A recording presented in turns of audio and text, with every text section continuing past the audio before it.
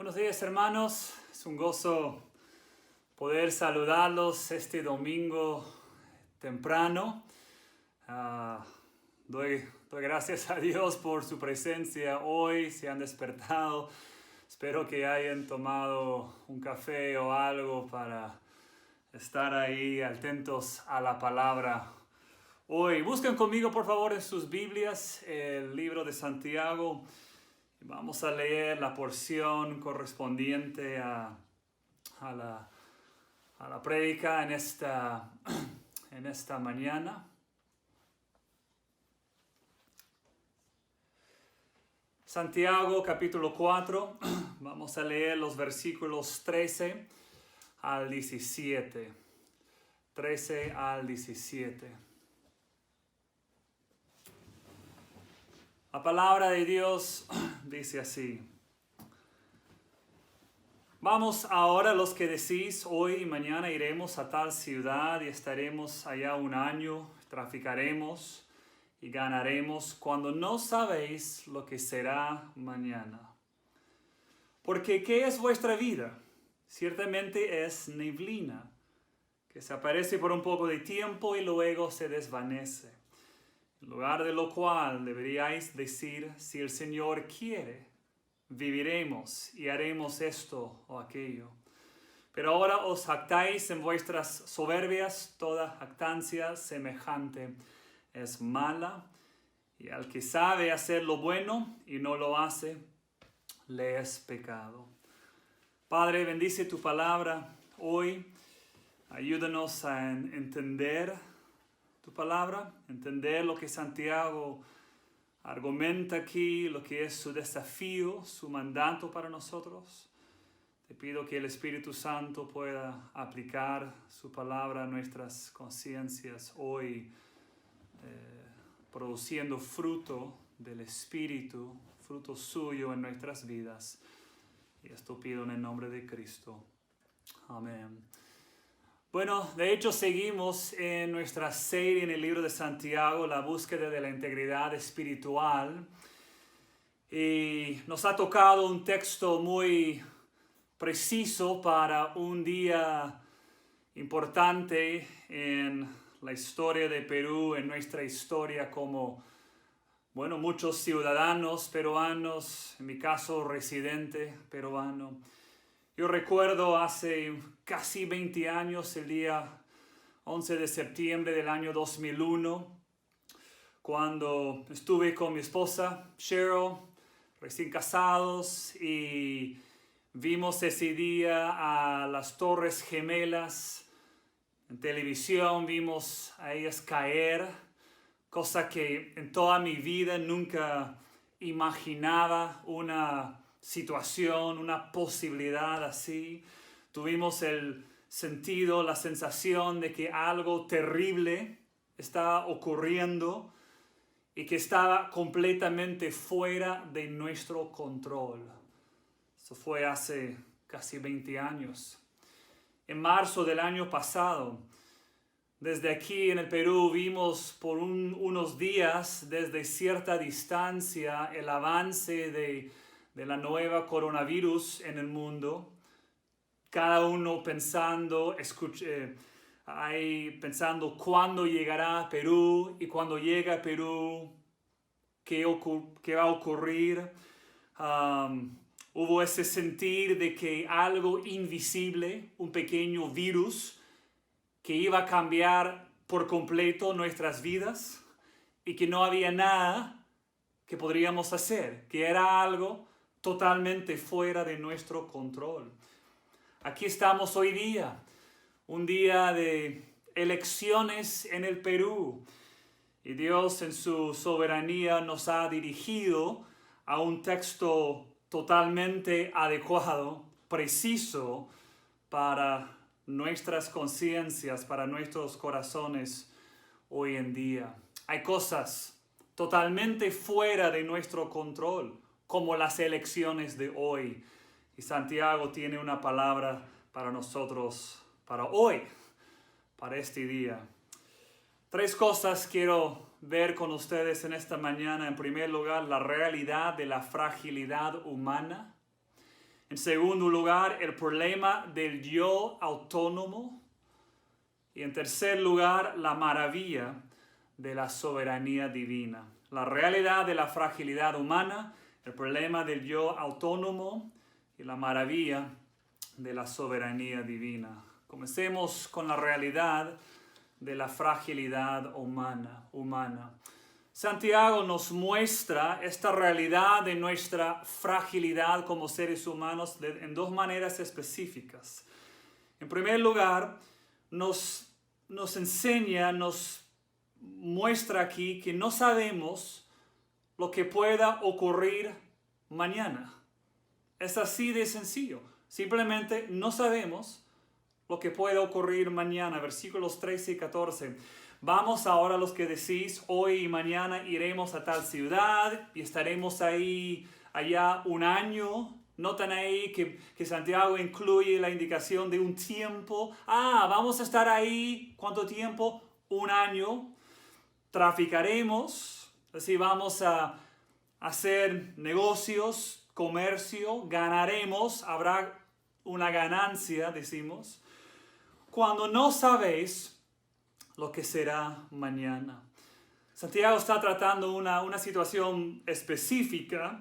Es una situación hipotética, pero no tan hipotética en el sentido de que casi todos en distintas maneras entramos en este tipo de comercios y simplemente pones ahí a Facebook Market, al mercado de Facebook, que es para vender y comprar algo. Tú dices, ahí lo puedo vender, pero no hay ninguna certeza, no sabemos qué habrá el día de mañana. En la situación que Santiago describe, son hombres, mujeres, cristianos, comerciantes, deciden vamos a ir a tal ciudad, vamos a estar ahí un tiempo indicado, en este caso un año, vamos a vender, vamos a comprar. La situación que hubo quizás en la mente de Santiago es, vamos a buscar un mercado nuevo para nuestro producto y de hecho es un buen mercado, de hecho vamos a vender, de hecho vamos a ganar.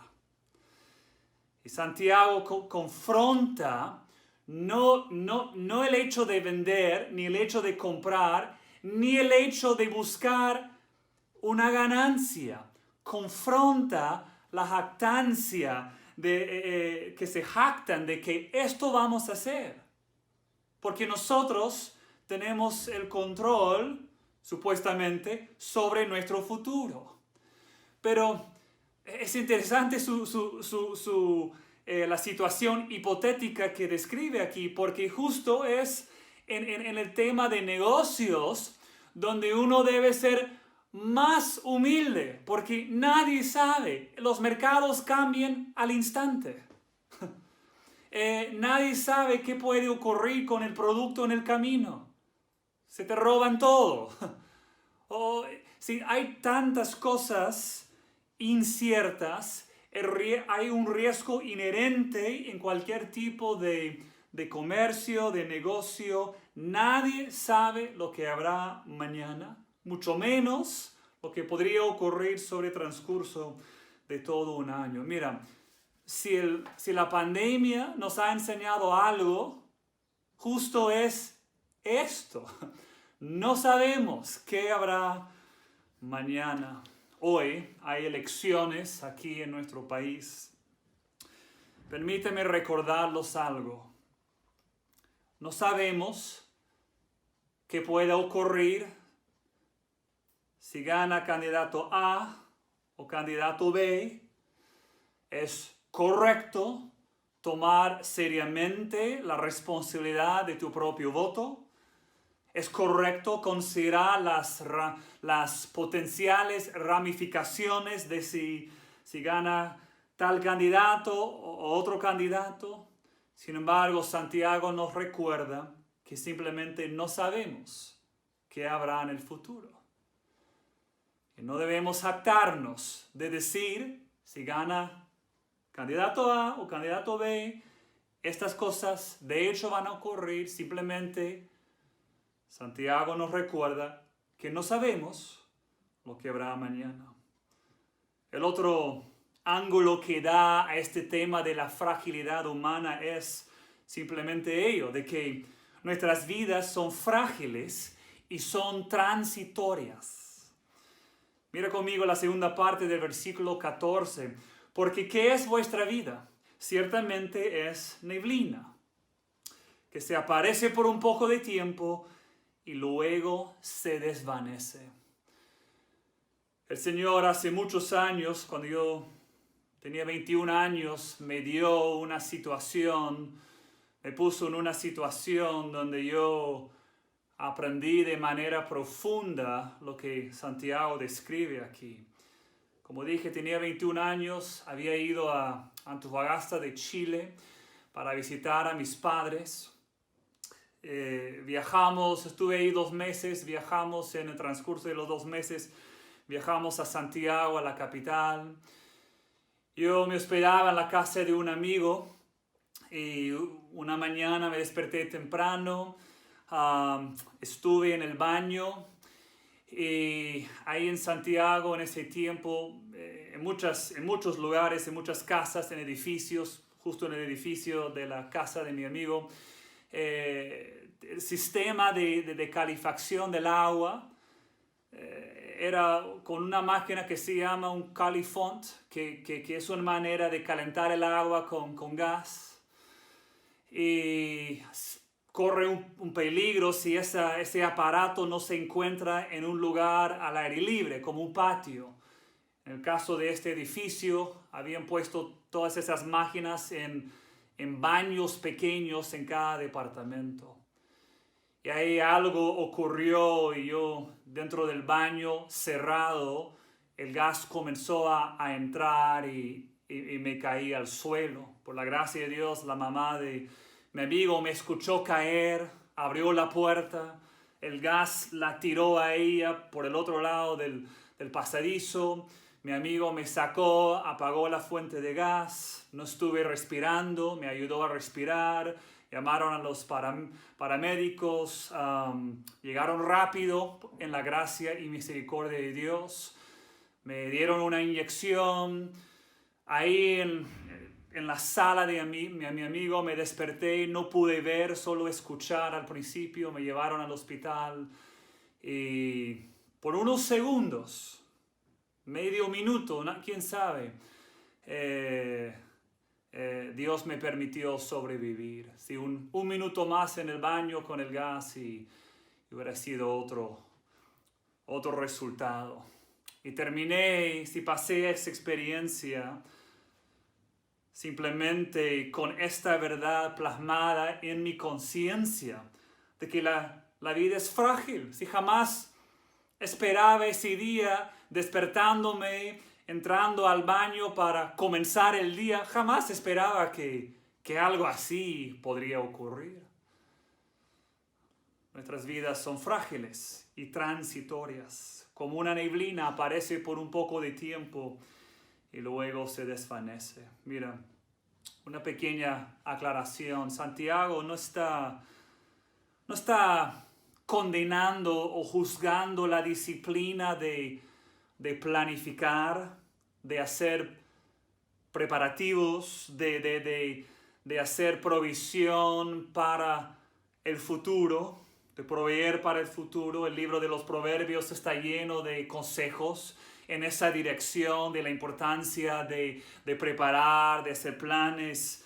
El libro de los Proverbios nos apunta a la hormiga, a considerar sus caminos de diligencia, copiarla. Pero lo que Santiago está confrontando es esto. Es la arrogancia en el corazón humano de jactarse del futuro. De jactarse de un control sobre el futuro cuando simplemente no sabemos qué pueda ocurrir mañana. Mucho menos de aquí a un año. O mucho menos cuando llegamos a la jubilación. Nuestras vidas son frágiles y transitorias.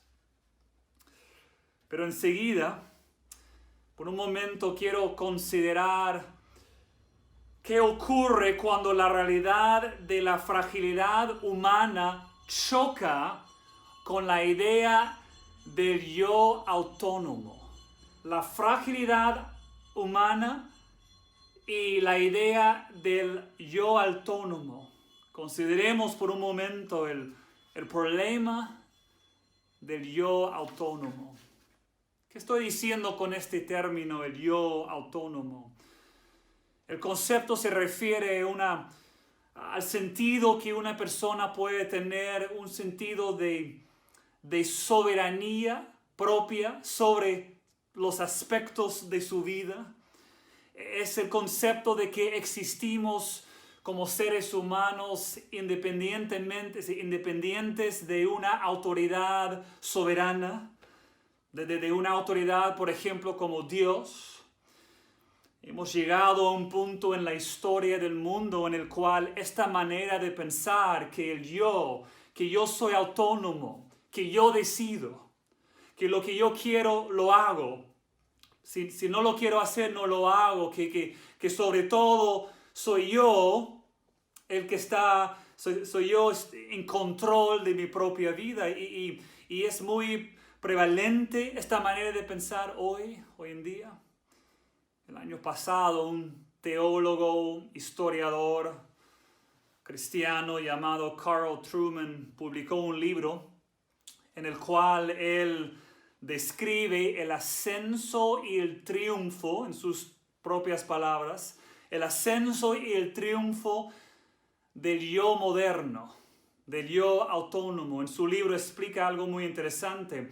Desde el comienzo del tiempo hasta, en toda la historia, hasta más o menos los años 1800, es decir, hace más o menos 200 años, las culturas del mundo fueron dominadas por el paganismo, es decir, el paganismo es una cosmovisión que se basa principalmente en mitos sagrados, o por el paganismo, o por lo que Trueman dice que son culturas de fe, es decir, cosmovisiones religiosas. En ambos casos, o el paganismo o culturas religiosas, en ambos casos hay un cierto entendimiento de que existe lo sobrenatural, de que no es solo lo material lo que existe, y algo cambió hace más o menos 200 años. Y con avances tecnológicos, con cambios psicológicos, cambios de una manera de entender la vida, entender el mundo. El mundo comenzó a pensar en términos de que quizás no existe Dios. Y si no existe Dios, somos nosotros autónomos. Y la triste realidad es que si no hay un Dios, si Dios se deja por fuera del cuadro de nuestras vidas, terminamos solo con nosotros. El yo autónomo, independiente, moralmente libre, por si acaso. Y la pregunta es cómo llegamos a este punto, que hoy en día aquí es muy común pensar así. Quiero mostrarles algo interesante. En gran parte, no únicamente, pero en gran parte, tiene que ver con los avances tecnológicos. Por ejemplo, piensa por un momento en la medicina. Si antes del tiempo de antibióticos, de cirugías y otras cosas, el ser humano entendió que su propio bienestar físico, el tiempo de su muerte, eran cosas totalmente fuera de nuestro control. Con los avances de medicina, el ser humano comenzó a tener mayor control sobre su propia salud. Y mira, es una gran bendición, pero el peligro es que podamos pensar que aún el tiempo de nuestra muerte podemos controlar. Piensa en la anticoncepción y el aborto, el control que el ser humano tiene ahora sobre esas cosas. Es decir, Si con la medicina tenemos cierto control sobre nuestro bienestar, sobre la muerte misma, con la anticoncepción, el aborto, hay cierto control sobre el comienzo de la vida. Piensen en el transporte. Los avances en lo que es transporte nos ha dado un control que no hubo antes sobre el espacio, sobre las distancias. Hace poco visité al museo de carros antiguos que se encuentra aquí en Lima, en La Molina. Es la colección del señor Nicolini. El señor Nicolini tiene más de 120 carros antiguos. Tiene uno, el más antiguo es del año 1901. Si ya tiene 120 años el carro que está ahí. Tiene otro del año 1903, un par de carros del año 1908. Hasta carros casi modernos. Uno puede ver simplemente en ir carro por carro, puede ver el avance de la industria de los carros, de los autos. Los primeros tenían una velocidad máxima de 15 kilómetros por hora o 25 kilómetros por hora, cosa que hoy en día no se imagina un carro tan lento. Y vemos la manera, simplemente mirando todos los carros distintos, uno puede mirar cómo es que el ser humano ha ido conquistando el espacio, la distancia, nuestra capacidad de llegar rápido a los lugares donde queremos llegar. El internet, control sobre la comunicación, las predicciones meteorológicas, cierto control nos da para prepararnos frente a los desastres naturales, la producción moderna, control sobre las riquezas y la lista sigue, es decir, la tecnología nos apunta a pensar que tenemos control sobre nuestras vidas, sobre todos los aspectos de nuestras vidas. Y Santiago viene recordándonos que no es así. Mira conmigo otra vez el texto, pensando en estos términos ya.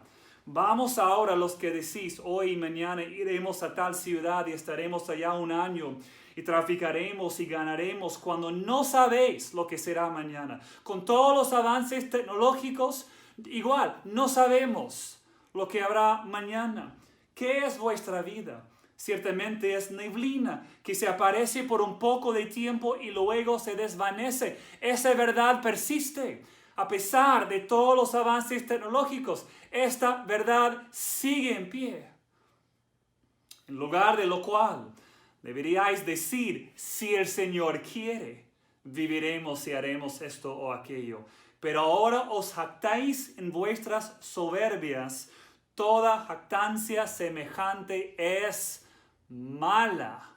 Sí, Santiago habla en términos de una maldad. ¿Y cuál es la maldad? La maldad no es hacer planes, no es buscar poner un negocio para recuperar una ganancia. La maldad es pensar que nosotros tenemos control sobre el futuro. Es el epítome de la soberbia, que nosotros pensamos que finalmente tenemos control nosotros sobre nuestras propias vidas. Yo reconozco que en este grupo de cristianos reunidos virtualmente hoy, que somos pocos quizás los que hablaríamos en términos así como que yo controlo mi futuro. Sin embargo, muchas veces vivimos, soñamos, hacemos planes y detrás de todo ello hay un pensar de que de nosotros depende todo, de mí depende todo. Yo controlo el resultado. Y Santiago en ninguna manera está justificando la pereza o la falta de preparaciones. Está confrontando la soberbia de buscar vivir de manera que no reconoce la soberanía de Dios o que simplemente ignora la soberanía de Dios. Por eso Santiago dice, nos corresponde decir, si el Señor quiere, viviremos y haremos esto o aquello. Y por si acaso, su punto no es que principalmente que lo decimos, más se preocupa de la postura de nuestros corazones.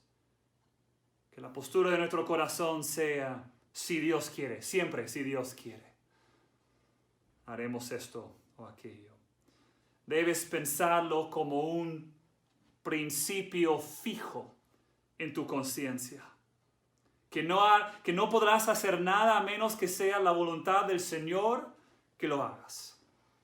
Si lo dices o no lo dices, lo que más importa es tu corazón. Ese principio fijo para guiarte hacia una humildad verdadera. Esta perspectiva, si es parte de tu conciencia, de tu pensar, de tu corazón, hará dos cosas para ti. En primer lugar, añada un elemento de contingencia a todos tus planes. Es decir, seguirás haciendo planes, pero siempre entendiendo que si Dios quiere cambiarlos, que no hay ningún problema. Él está en control. En segundo lugar, nos animará a evaluar todos nuestros planes a base de una perspectiva bíblica, ética, recordando que al final es Dios quien toma la decisión. Él es soberano. Si el Señor quiere, viviremos y haremos esto o aquello. Santiago 4, versículo 17 termina el pasaje diciendo, y al que sabe hacer lo bueno y no lo hace, le es pecado. Y una pregunta clave es, ¿cuál es la conexión entre el pasaje principal del 13 al 16, que es un pasaje, y el versículo 17, que parece ser un texto distinto o aislado?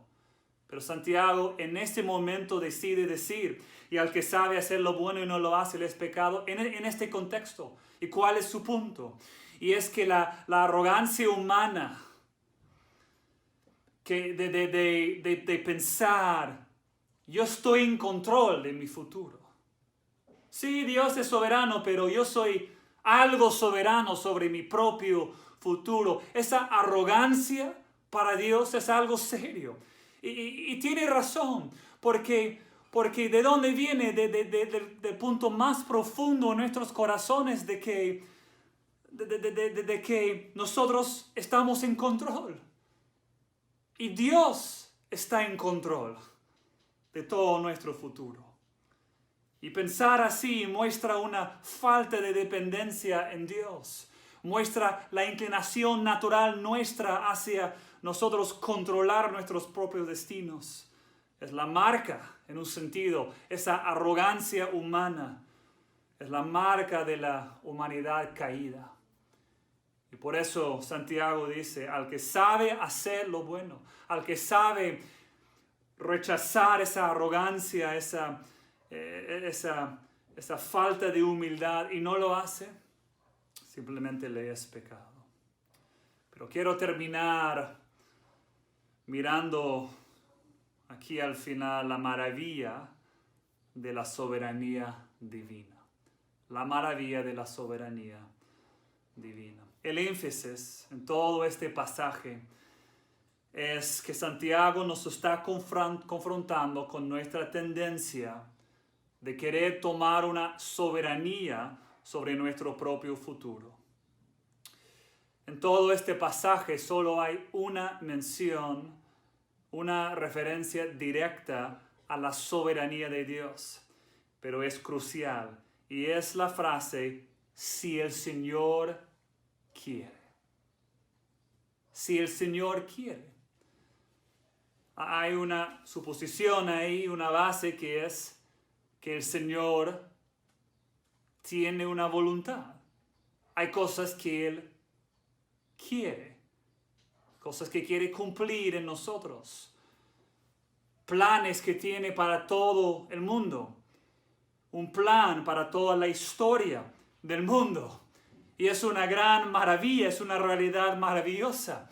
Hay un Dios, y un Dios con una voluntad específica, definida en cuanto a toda la historia del mundo. Hay un Dios, y el Dios es soberano sobre todos los asuntos de la historia humana, Considera por un momento el contraste que Santiago marca aquí.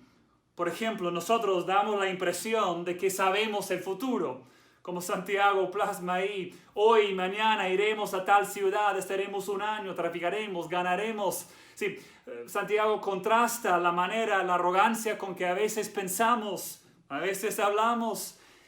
El contraste es con uno, nosotros que no sabemos lo que habrá mañana, pero hay uno, Dios, que sabe todo el futuro, todos los detalles del futuro. Ningún detalle que habrá de pasar en el futuro se escapa de su conocimiento.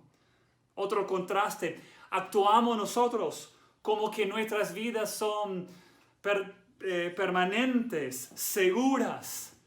En realidad, nuestras vidas son frágiles, transitorias, pero hay uno quien es eterno.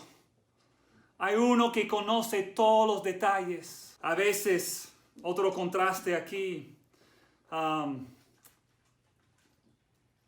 no reconocemos la soberanía de Dios, su soberanía sobre todos los aspectos de nuestro futuro. Pero ¿cuál es la realidad de Él? Él siempre ha existido, continuará existiendo con una completa soberanía sobre la historia del mundo.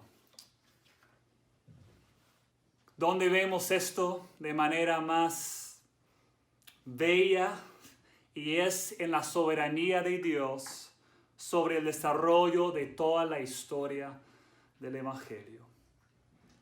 Solo Dios conoce el futuro porque Él lo ha planificado.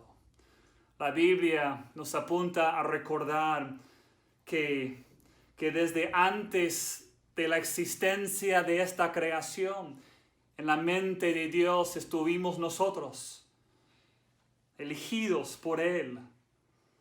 Cuando Dios creó a Adán y Eva, los primeros seres humanos, al momento de su caída frente a las tentaciones pecaminosas, Dios estuvo preparado ya con una promesa de un descendiente de Eva, quien vendrá para conquistar a todos los planes malos de Satanás. Ahí todo el Antiguo Testamento está lleno de promesas acerca de la venida futura de un Mesías. El Mesías vino, murió en nuestro lugar, resucitó de la muerte, y cuando ascendió al cielo, Dios dejó ahí un testimonio, 2 ángeles que dijeron a los discípulos: de la misma manera que ha ascendido, volverá a la tierra físicamente y hará nuevo. Juan nos explica, hará nuevo toda la creación. Es decir, en la historia del Evangelio de Cristo vemos la soberanía de Dios sobre todo. Y Él, ¿qué quiere? Quiere pasar la eternidad con nosotros. Dije que quiere, porque Santiago dice, si el Señor quiere, ¿y qué es lo que Él quiere? Él quiere pasar la eternidad con nosotros. Él es el quien sabe nuestro futuro, porque es soberano sobre todo el transcurso de la historia. Hermano, aprende a vivir tu vida bajo la gracia del Dios soberano. Padre, ayúdanos a confiar en ti todos los días, a no vivir pensando o tomando decisiones como que nosotros de alguna manera controlamos el futuro. Simplemente no es así. Ayúdanos a confiar en ti hoy, con todos los resultados de la elección hoy. Ayúdanos a confiarte con todos los distintos aspectos de nuestras dudas, nuestros temores, nuestros planes, en todo sentido. Y Dios, gracias por tu soberanía en nuestras vidas, tu soberanía sobre el transcurso de la historia. Gracias por Jesucristo, su muerte y su resurrección para nuestra nueva vida.